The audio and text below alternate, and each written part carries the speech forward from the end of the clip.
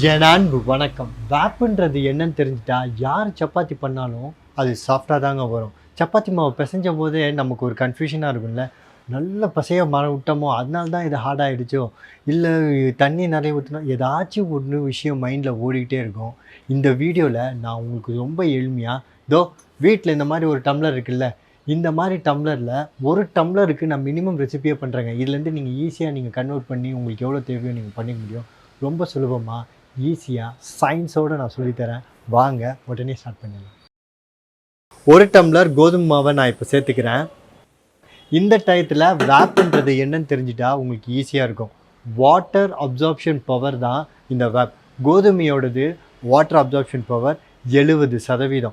So நான் இந்த ஒரு டம்ளர் இதுக்கு போட்டிருக்கேன் இல்லையா, இந்த ஒரு டம்ளர் வந்து ஒரு 95லேருந்து 100 கிராம் வரும் உங்கள் வீட்டில் இருக்க டம்ளரில் நீங்கள் அளந்தீங்கன்னா.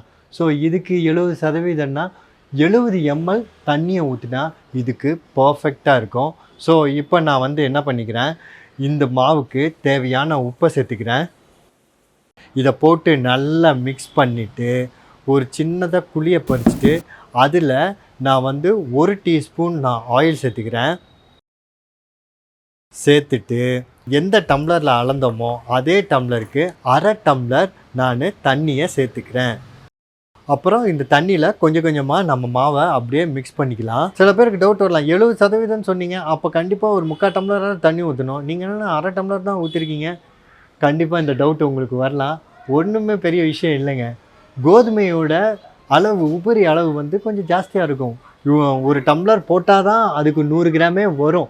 பட்டு அதே அளவு தண்ணியோட டென்சிட்டி மாஸ் லெவல் பார்த்திங்கன்னா அதோட அடர்த்தி ஜாஸ்தினால அரை டம்ளர்லேயே வந்து 70 mlஓ 70 கிராமோ கண்டிப்பாக வந்துடும். ஸோ அதனால இது கரெக்டாக பேலன்ஸ் ஆகிடும். நீங்கள் இதை கன்ஃபார்ம் பண்ணிக்க வேண்டாம், ஸோ கன்ஃபியூஷன் பண்ணிக்க வேண்டாம். ஸோ இதில் நீங்கள் முழுசாக போட்டு நீங்கள் அரை டம்ளர் தண்ணி ஊற்றினீங்கன்னா பர்ஃபெக்டாக வரும். இப்போ பாருங்கள் எப்படி வருதுன்றதை மட்டும் நீங்கள் தோணி துணியை போட்டு நம்ம இதை மூடி வச்சுக்கலாம்.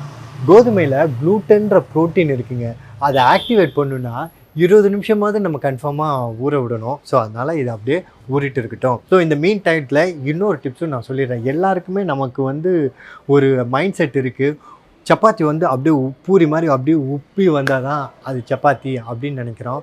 இருக்கிற க்ளூட்டனில், நேச்சுரலாக இருக்கிற க்ளூட்டனில் அது எந்த அளவுக்கு வருமோ அந்தளவுக்கு தான் வரும். அந்த நம்ம டிவியில் பார்க்குற மாதிரியோ இல்லாமல் தான் அது ரெடிமேடாக கிடைக்கிற மாதிரில ஆர்டிஃபிஷியலாக க்ளூட்டன்ற ப்ரோட்டீனை ஆட் பண்ணுறதுனால அது உப்பி வரும். ஸோ அதனால் நீங்கள் போட்டு ரொம்ப டென்ஷன் ஆகிக்க வேண்டாம். ஸோ சப்பாத்தி உப்பாது, பூரி உப்பும் புல்கா உப்பும், ஓகேவா? ஸோ 20 நிமிஷம் ஆயிடுச்சு. இப்போ நம்ம வந்து இதை எடுத்து நம்ம நல்லா உருட்டி சப்பாத்திக்கு தேவையான மாதிரி நம்ம கட் பண்ணிவிட்டு கோதுமை மாவில் நாம் இதை டஸ்ட் பண்ணி தேய்ச்சிக்கலாம். தேய்ச்சிட்டு இதை நாம் வந்து தோசைக்கல்லில் போட்டு நம்ம அப்படியே குக் பண்ணிக்கலாம். கொஞ்சமாக நான் ஆயில் சேர்த்துக்கிறேன்.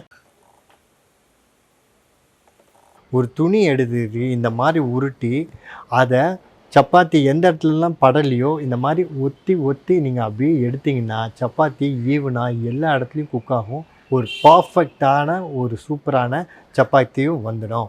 ஸோ இது 2 சைடும் சூப்பராக குக் ஆகிடுச்சு. பாருங்கள் எவ்வளோ ஃபேண்டாஸ்டிக்காக ஃபேப்லஸாக சாஃப்டாக வருது பாருங்கள். இந்த ரெசிபியை நீங்கள் ஈஸியாக ட்ரை பண்ணிவிட்டு எப்படி வந்துச்சுன்னு எனக்கு கமெண்ட் பாக்ஸில் சொல்லுங்களேன்.